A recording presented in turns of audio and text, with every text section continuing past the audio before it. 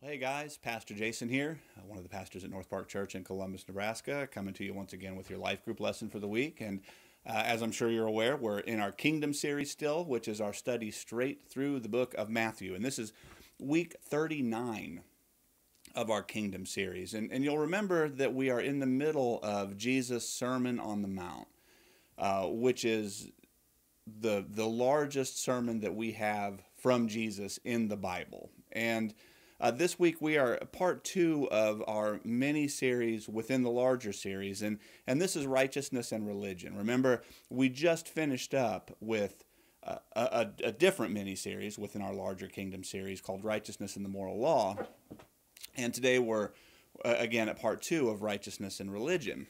And this week our key verses are from Matthew chapter 6, verses 5 and 6.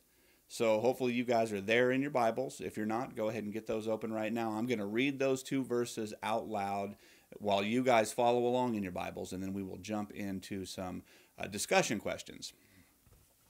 And this week we're talking about prayer, and we'll be talking about that next week as well, because as you guys are probably aware, these couple of verses right now come right before what's typically referred to as the Lord's Prayer. You know, those verses that everybody knows, whether they know Jesus or not. We've grown up here in those verses. But these are the couple verses that precede that. And again, this is Matthew 6, verses 5 and 6. I'm going to read those now, and then we'll jump into the questions. Okay. And when you pray, you must not be like the hypocrites, for they love to stand and pray in the synagogues and at the street corners, that they may be seen by others. Truly I say to you, they have received their reward. But when you pray, go into your room and shut the door and pray to your Father who's in secret, and your Father who sees in secret will reward you. So for question one, what stands out to you from those verses and why? Go ahead and pray about that and talk about that now.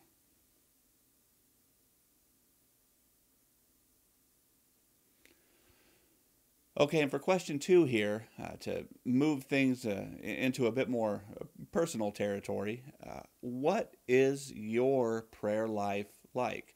Kind of describe a typical day of talking to God, of prayer for you.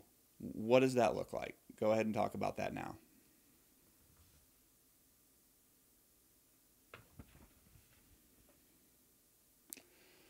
Okay, so for question three here, the question is, are you intentional about getting alone with God? Why or why not? And we see in our key verses that Jesus is saying, when you pray, go into the room, shut the door, and pray to your Father who's in secret. Now, clearly Jesus is not warning us against like corporate prayer, like praying in front of people. We know that that's a great thing. We know that it is commanded of us to meet together, to worship together, to pray. But he is saying that we need to be willing to intentionally get alone with God and pray. And hopefully you'll remember Pastor Lynn talked rather extensively about having a place in your home, a place set aside where you can get alone with God and you can really cry out to him.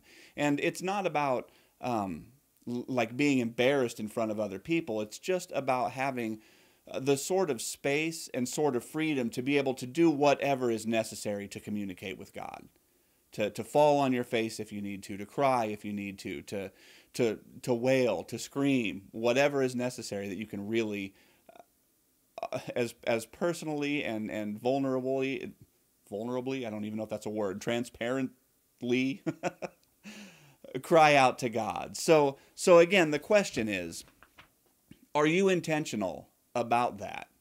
Intentional meaning on purpose, because it is so easy to think, well, I'll pray throughout my day when I have some time, right? I'm driving down the street, I'll pray now.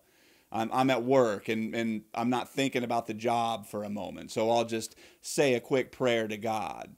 And you know, a relationship with God, what's more important than a relationship with God? Nothing. What is more important than maintaining your relationship with God? Nothing. How do you do that? You know, if you have a friend on earth in your life, if it's an important relationship, you are going to go out of your way to spend time with that person. And shouldn't it be the same with God? So That's something that we need to intentionally do on purpose. It won't just automatically happen. So again, question 3, are you intentional about this? Are you intentional about getting alone with God? And why or why not? Talk about that now.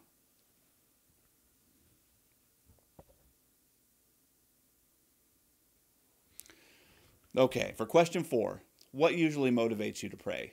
Pastor Lynn talked pretty extensively about being motivated by, the burdens of our heart, being motivated by the right thing. So, off the top of your head, what is it that usually motivates you to pray?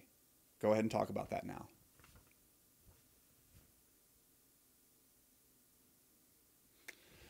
Okay, and for question 5, we see at the end of Matthew 6, verse 6, your Father who sees in secret will reward you.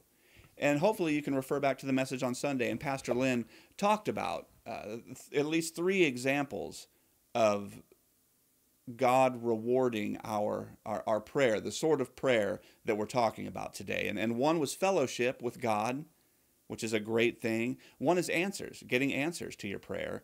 And another is glory, a future promised glory in the heavenly kingdom with Jesus. So with that in mind, can you describe a time that God has rewarded your prayer? Go ahead and talk about that now. Okay, and question 6, takeaway question. What are you taking away from this lesson? What's God showing you today? What's the big idea? What is really being impressed upon your heart? Be willing to talk about that. Be willing to be vulnerable. Christ's strength is perfected in our weakness, so be willing to be weak. Don't try to protect yourself. I know the temptation is there to guard yourself. Don't do that. We're never commanded to trust our own fleshly desires to make sure that we're not exposed or embarrassed in front of people. So be willing to put yourself out there and talk about what you're taking away from this lesson. What's God talking to you about? That's it for this week, and Lord willing, I will be back with you next week.